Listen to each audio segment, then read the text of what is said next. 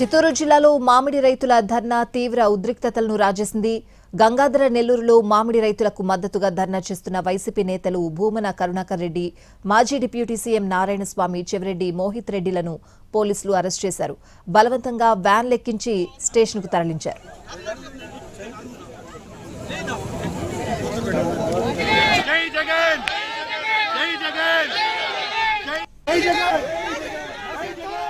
మామిడికి మద్దతు ధర దక్కకపోవడంతో చిత్తూరు జిల్లాలో రైతులు ఆందోళన చేశారు. గంగాధర నెల్లూరు మండలంలోని జైన్ జ్యూస్ ఫ్యాక్టరీ వద్ద వైసీపీ శ్రేణుల ఆధ్వర్యంలో రైతులు ధర్నా చేశారు. చిత్తూరు పుత్తూరు జాతీయ రహదారిపై బైఠాయించి కూటమి ప్రభుత్వానికి వ్యతిరేకంగా నినాదాలు చేశారు.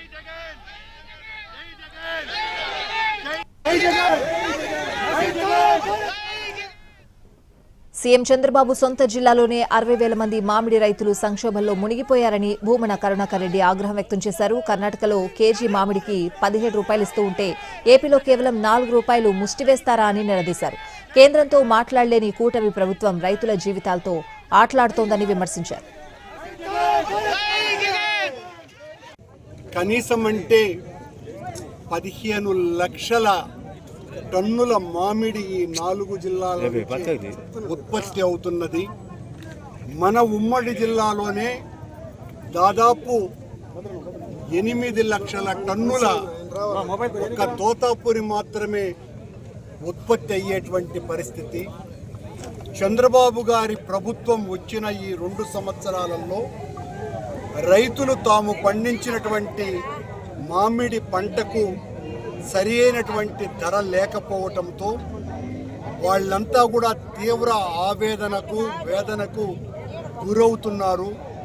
మామిడి పండించటమే ఇక దండుగా అనేటువంటి పరిస్థితికి వచ్చినారు.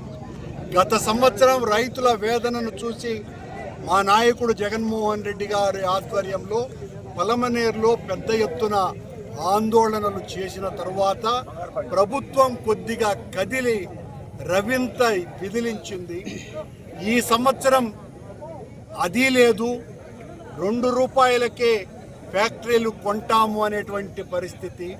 చివరకు వాళ్ళు 6 రూపాయలు ఇస్తామని 5 రూపాయలు కూడా ఇవ్వటం లేదు.